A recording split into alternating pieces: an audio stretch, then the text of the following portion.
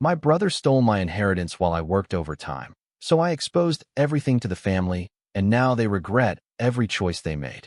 I'm a 27-year-old guy who's always been the responsible one, the fixer, the backup plan my family leaned on without a second thought, and somehow that role became my identity before I even noticed. When my father passed away, the house fell quiet in that way that feels heavier than sound, like the walls themselves are holding their breath, and I stepped forward without anyone asking. I told my mother, "Don't worry, I've got everything," and she squeezed my hand, whispering, "You, just like your father," as if that was comfort instead of a sentence. Ryan barely looked up from his phone, muttering, "He'll handle it, he always does," like my sacrifice was a convenience menu. Overtime became my normal, fluorescent lights humming above me at 2 a.m., coffee burning my tongue, my back aching as I imagined the bills stacking across our kitchen table. Every weekend, every double shift felt like proof of love, even as exhaustion sank into my bones and I started forgetting what rest felt like. When I came home, Ryan would be sprawled on the couch, laughing at TV jokes, and Mom would smile at him saying, "At least he's trying," while my contributions disappeared into silence. Once, I asked, "Shouldn't Ryan help more?" And she sighed, brushing crumbs from the counter, murmuring, "He's sensitive, you know that," as if my strength made me disposable.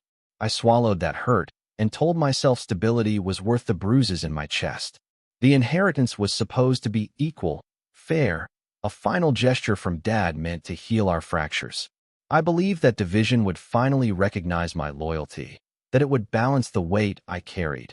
Even as a quiet unease crept in, and something about Ryan's sudden smirk didn't feel right that night before sleep. The morning after that uneasy feeling settled in my chest, Ryan approached me with a softness that felt almost rehearsed, saying, "You've been killing yourself trying to keep everything together. Let me handle the legal stuff with Dad's will." His tone was calm, confident, like he'd finally stepped into the role of older brother, and my heart betrayed me by feeling relieved. I remember the faint smell of burnt toast in the kitchen, the way sunlight hit the dust motes in the air, and how my mother smiled proudly at him like he'd just performed a miracle. "See," she said gently, "your brother's trying. You don't have to carry it all alone anymore." I wanted to believe it.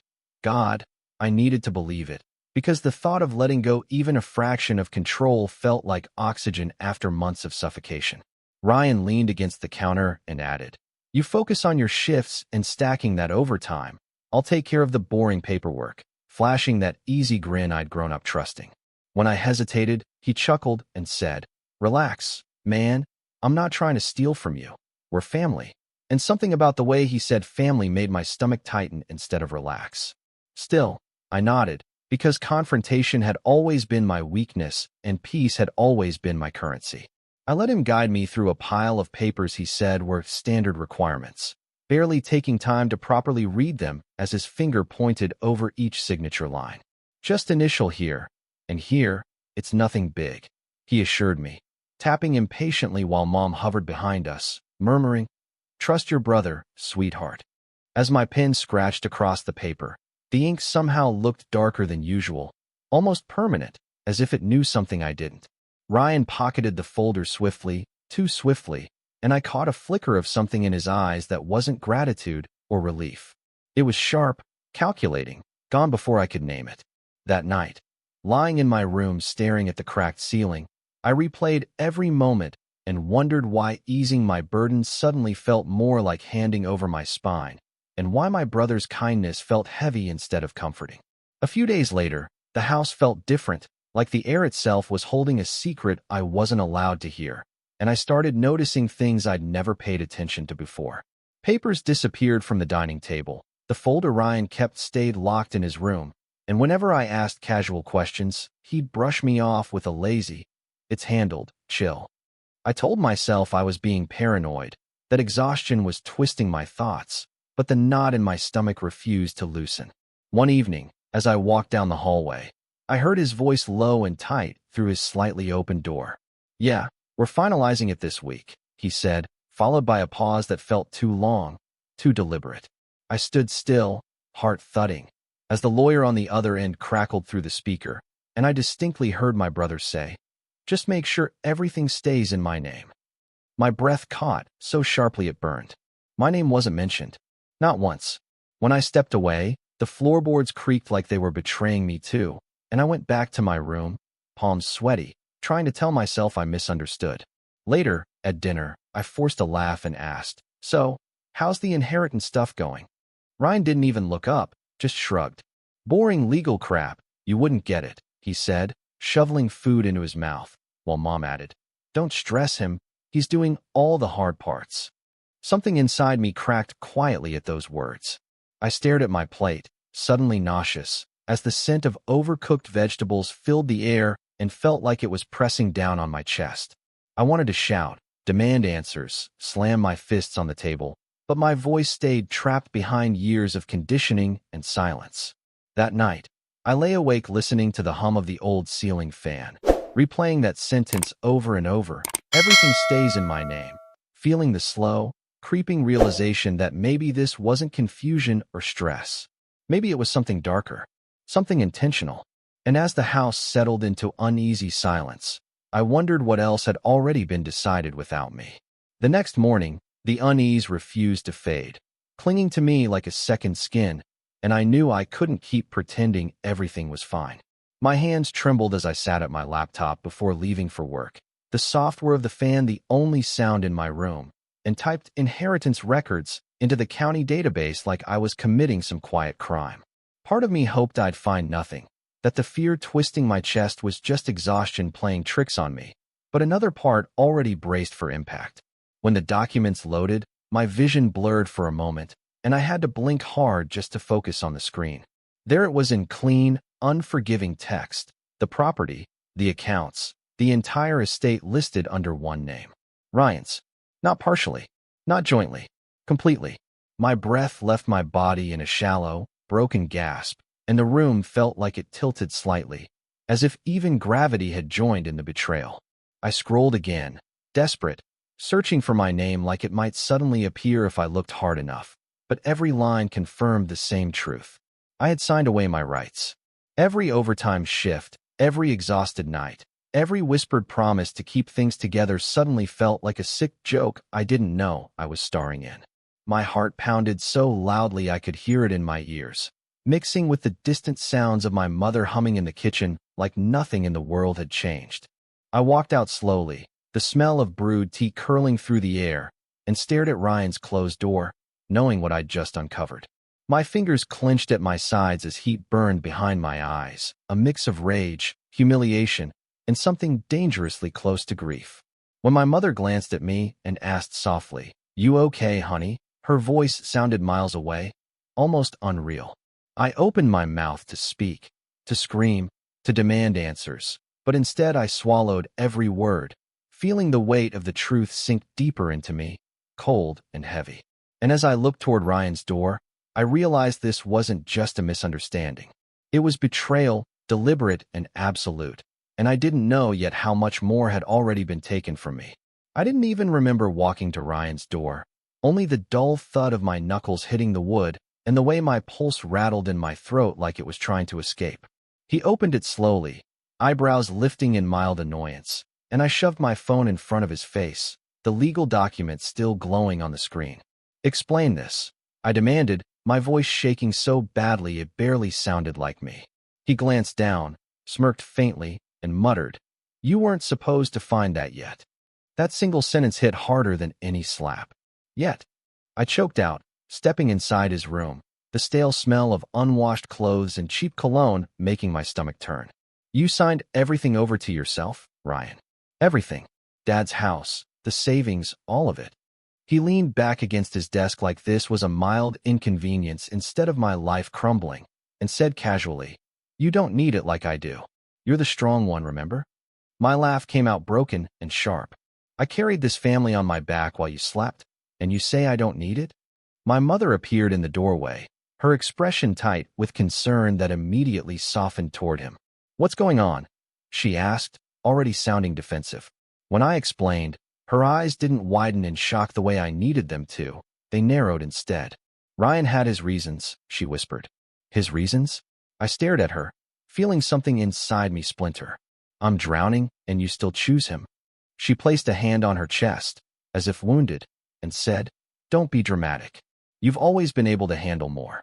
The words sliced deeper than the betrayal itself, carving into that same old space where I'd learned to be quiet. Ryan shrugged, his voice cool and almost amused. "Look, man, it's done. You signed. You should have read before trusting me so easily." The air between us felt thick, heavy with everything unsaid, and I realized in that moment there was no apology coming, no regret, no mercy. I backed away slowly, chest tight, eyes burning, because the truth had never been clearer. They didn't think they wronged me. They thought I deserved it. And as I turned toward the hallway, a terrifying certainty settled in my bones that this was only the beginning of how far they were willing to go. I wished the betrayal ended with the confrontation, that there was some twisted finality to their cruelty, but instead the universe peeled back another layer just to show me how calculated it really was. Later that night, while the house slept in its false calm, I sat on the edge of my bed, fingers numb, scrolling mindlessly through old emails and shared family messages, trying to make sense of the chaos choking me. That's when I found it. A forgotten thread between my mother and an unfamiliar number I later recognized as Ryan's lawyer. The timestamp was weeks before my father even passed. My heart started pounding before I fully read it, like my body already knew what my mind wasn't ready to accept. My mother had written, "Make sure everything goes to Ryan. He can't handle life the way his brother can. He's too fragile." Underneath, the lawyer replied, "We'll need his consent forms restructured to ensure seamless transfer." My consent. Planned. Strategized. Executed. I felt the blood drain from my face as the words swam in front of me, each sentence pressing deeper into my chest. I sat there in the dark, the faint glow of my phone casting shadows on the walls, realizing this wasn't just Ryan being selfish or reckless. This was my mother choosing him, mapping out my downfall like a quiet inevitability, long before I even knew the ground beneath me was cracking. I remembered every time she'd called me strong, every praise that now felt like permission to be used. Why would she do this? I whispered into the empty room, my voice barely more than breath. The answer came cruelly clear, because I proved I could survive it.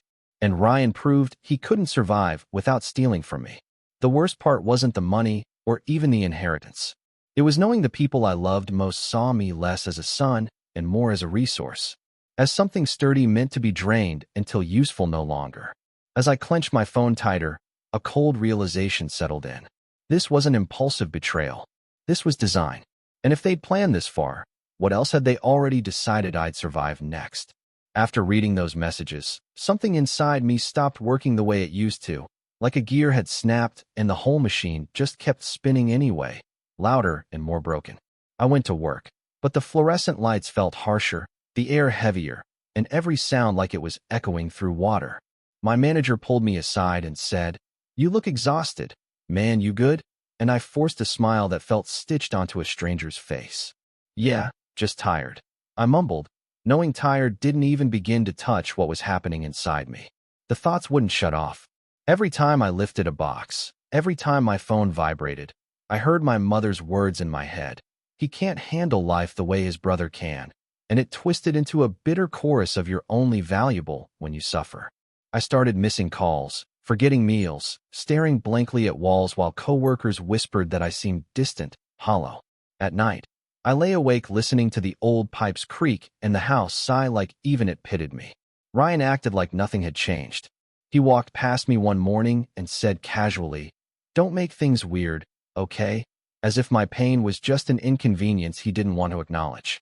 I finally snapped, whispering, "You stole my life," and he scoffed. "You'll survive.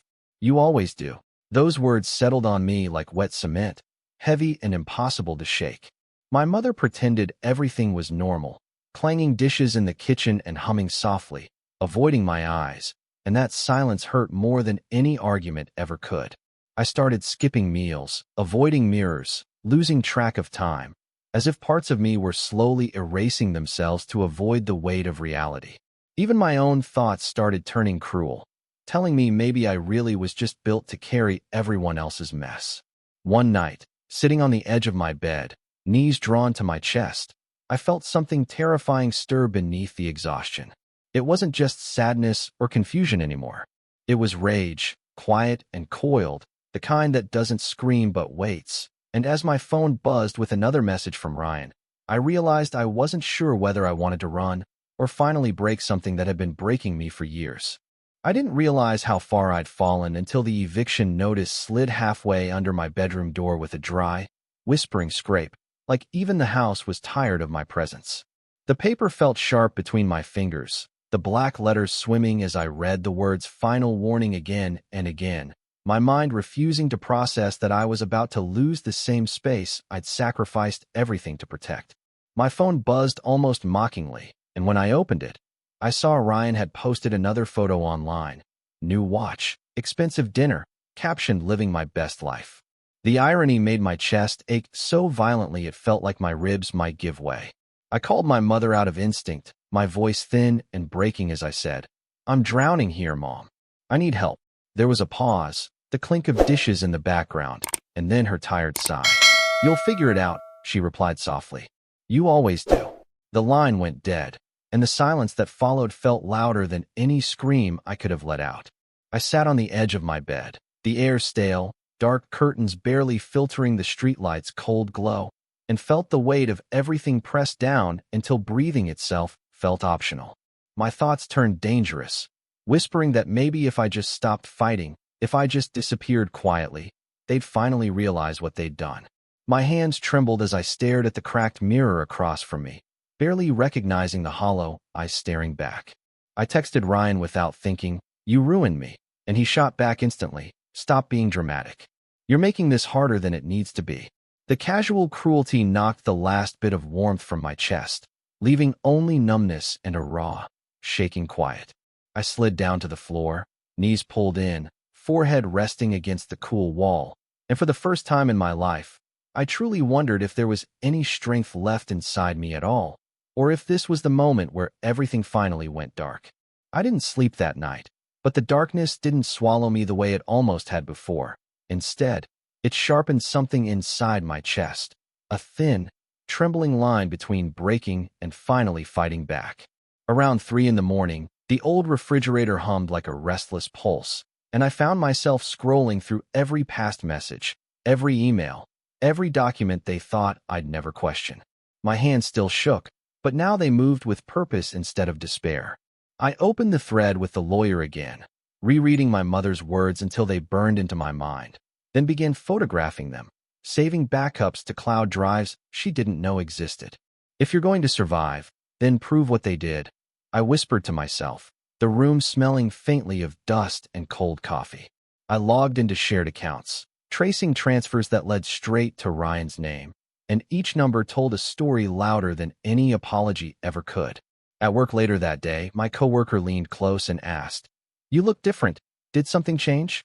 I swallowed hard and replied, "Yeah, I'm done being quiet." The words scared me and empowered me all at once, the way the first step into a storm feels both terrifying and necessary. When Ryan texted again, "You need to calm down," I typed back slowly, "You should have stayed honest," and for once, I didn't delete it. Back home, I laid every printed page across my bed like pieces of my life reassembled into undeniable truth. The crinkle of paper under my fingers felt strangely grounding, real proof that I hadn't imagined any of it, that I wasn't crazy or dramatic or weak. I recorded voice notes, screenshots, timestamps, anything that spoke louder than my own trembling voice ever had before. And as I stared at the evidence, neatly organized and impossible to deny, a new thought crept in, quiet but powerful. They thought I'd just fade away. They thought I was built only to endure. But as my phone buzzed again with Ryan's name flashing across the screen, I realized he had no idea what I'd uncovered, or how close he was to losing everything he stole. The family gathering was supposed to be healing, my aunt's idea of bringing everyone together under one roof to honor my father's memory. But from the moment I stepped inside, the air felt thick with forced smiles and unspoken lies. The living room smelled like strong perfume and overcooked meat, laughter rising too loudly, too cheerfully, like a mask stretched over decay. Ryan stood near the drinks table, relaxed, confident, telling a story about some weekend getaway, and for a split second, I saw the version of him everyone else still believed in. Then my chest tightened, and the faces around me blurred into background noise. "Are you okay?" my cousin whispered, noticing the folder clutched in my hand. I swallowed hard. "No, but I'm about to be honest," I replied, my voice calmer than I felt. When my mother caught my eye from across the room, her expression tightened briefly before softening into that same familiar look of control, and she murmured, "Please don't make scenes tonight." That word, scenes, ignited something in me that had been smoldering for years. I stepped forward before I could second-guess myself, the floorboards creaking under the weight of my decision, and raised my voice. "Everyone deserves to know what really happened with Dad's inheritance," I said, and the chatter around me faltered. Ryan laughed nervously. "Not this again," he muttered, but I kept going. "He didn't handle the legal stuff like you all think. He stole it. All of it." Gasps rippled through the room as I pulled the documents out, my hands shaking but steady, my heartbeat roaring in my ears. "Messages, contracts, bank transfers." I continued, laying the truth bare in front of stunned faces. My mother whispered sharply, "Stop this now," her eyes glossy with panic, but my voice only grew firmer. "You helped him do it, Mom. You planned it." Ryan's silence finally cracked in two. "You're twisting everything." But even as he spoke, doubt began settling into the expressions around him. I felt the weight of every stare, every breath, every paused moment pressing against my skin, and as I looked around the room, I knew the illusion was breaking, but I also knew this story wasn't over yet. The room didn't erupt the way I half expected. Instead, it fell into a suffocating stillness, the kind that makes your ears ring and your skin prickle with every unspoken thought. My aunt's laugh died mid-breath. Someone's glass clinked nervously against the table, and all eyes fixed on Ryan like he'd suddenly become a stranger none of them recognized. "Is this true?" my uncle finally asked, voice low and sharp, breaking the silence like cracked ice. Ryan's confident posture wavered, his jaw tightening as he glanced around for support that didn't immediately come. My mother stepped forward, hands shaking, trying to salvage control. "You don't understand the pressure we were under," she stammered, her eyes avoiding mine like contact might burn. "We were trying to protect the family." A bitter laugh escaped me before I could stop it. "Protect?" I said quietly. "You protected him by destroying me." Ryan scoffed weakly, but even his voice lost its bite. "He's exaggerating. He's always been emotional," he muttered, though the tremor in his hands betrayed him. Several relatives leaned closer to the documents I'd laid out, scanning them with growing shock, whispering to each other as disbelief turned slowly into judgment. I caught fragments of their murmurs. "Planned it. That's not right. How could they?" And each word felt like tiny knots of validation tightening in my chest. My cousin pulled me aside briefly, her eyes soft but concerned. "Are you sure you want to push this further?" she asked. I met her gaze and replied, "I'm not pushing. I'm finally telling the truth." Behind us, Ryan's voice rose, defensive and frantic now, trying to pull the room back into his version of reality, but it was slipping through his fingers. I could feel the shift, the slow unraveling of the narrative they'd controlled for years, but the tension hadn't eased. If anything, it thickened, humming beneath the surface like a storm preparing to break.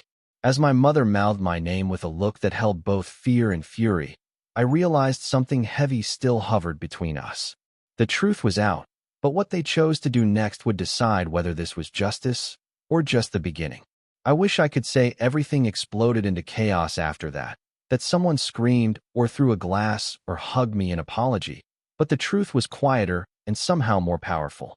People began leaving in uneasy clusters, conversations hushed and awkward, eyes avoiding Ryan and my mother like they carried something contagious. I watched as the family that once orbited around him as the golden child now kept their distance, their disappointment hanging in the air like a heavy fog. My phone buzzed endlessly with messages of, "I didn't know," and "You didn't deserve that," but none of them erased the hollow years I'd endured in silence. Ryan tried to corner me near the doorway, his voice suddenly pleading instead of smug. "You didn't have to humiliate me like that," he hissed, his breath hot with desperation. I looked at him, really looked at him, and replied calmly, "You humiliated me long before tonight. I just stopped protecting you." My mother stood frozen behind him, eyes glossed over with something that looked like regret, but it felt too late, too rehearsed, too small. Later that night, alone in my car, the streetlights reflecting off the windshield like soft, distant stars. The weight that had lived on my chest for years began to loosen. I didn't feel victorious in the loud, cinematic way people imagine revenge. It was quieter, steadier, like the first full breath after nearly drowning. I realized I wasn't broken for being loyal or wrong for wanting fairness.